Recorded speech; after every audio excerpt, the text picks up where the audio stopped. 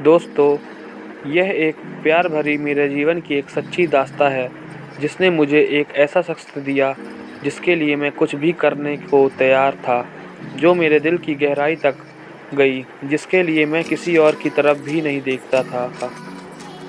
सुबह का अखबार पढ़ते हुए अचानक मेरी निगाह अपनी नई पड़ोसन से जा टकराई। मैंने सुना तो था कि मेरे बगल वाले फ्लैट में कोई महिला अधिकारी शिफ्ट होने वाली है, पर यह मेरा पहला आमना-सामना था। हेलो हाय से शुरू हुआ परिचय कब गहरा हो गया पता ही नहीं चला। मेरी पड़ोसन मैडम जिले में ही एक उच्च पद पर पदस्थ थी और उनके पति किसी अन्य जिले में तैनात थे। उनके पति का आना जाना कभी कभार हो पाता था। पड़ोसी होने के कारण वह मुझसे काफ़ी घुल मिल गई।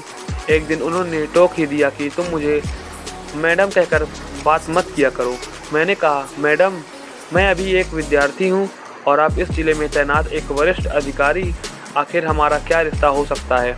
वह कुछ देर तक शांत रही और फिर अपनी चुप्पी तोड़ते हुए बोली कि अगर तुम बुरा न मानो तो मुझे भाभी कहकर बुला सकते हो। मैंने कहा, आपकी बात सही है मैडम, पर मात्र भाभी कह देने पर से तो रिश्ता नहीं जुड़ जाएगा।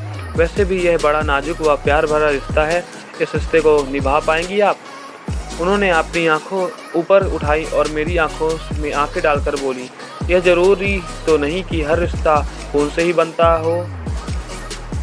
रिश्तों की परिभाषा अपनापन, स्नेह और प्यार में छुपी हुई है और अगर हम एक दूसरे को समझ सकें तो यह रिश्ता हम भी आसानी से निभा सकते हैं।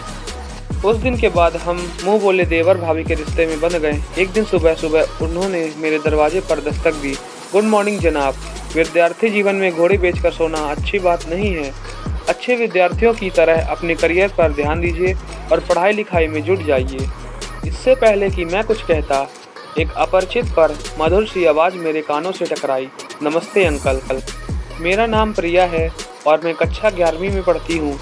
मैं आपकी भाभी की इकलौती प्यारी बिटिया रानी हूँ और अब मैं यहीं पर रहकर आगे की पढ़ाई करूँगी। अब अच्छा भाभी, तो आपने इन्हें हमारे बारे में पहले ही बता दिया। चलिए अच्छा हुआ, अब हमें परिचय देने की ज़रूरत नहीं पड़ेगी। तो ठीक है, हाथ मिलाइए और आज से हम दोनों दोस्त हुए। अच्छा अंकल, अब आप बताइए कि कैडबरी चॉकलेट पसंद है ना आपको? हाँ, क्यों नहीं। तो फिर शाम को आप कैडबरी चॉकलेट लेकर आइएगा। चल हट बदमाश कहीं की, अभी अंकल से कायदे से परिचय भी नहीं हुआ और तेरी फरमाइशें शुरू हो गई। भाभी ने कहा, आप इसकी बातों में मत आइएगा क्योंकि खाने पीने को लेकर दोस्ती करने में ये बहुत तेज है। अरे तुम दोनों के चक्कर में तो मेरी चाय भी ठंडी हो गई। अच्छा तुम जल्दी से फ्रेश होकर आ जाओ तो एक एक कप गर्म गर्म चाय हो जाए। वक्त के साथ प्रिया मुझसे काफ़ी घुल मिल गई। वह मेरे खाने से लेकर बाहर जाने तक का हिसाब किताब रखती। जब कभी भी मैं देर से आता तो प्रिया दरवाजे पर खड़ी मेरा इंतज़ार करती रहती और जब तक मैं खाना नहीं खा लेता वह कुछ नहीं खाती। उसकी मम्मी भी खुश थी कि प्रिया को बोर नहीं होना पड़ता, पर प्रिया के दिल में क्या चल रहा था उससे मैं और उसकी मम्मी बिल्कुल अनजान थे। वैसे कुछ सोचने का कोई कारण भी नहीं बनता था।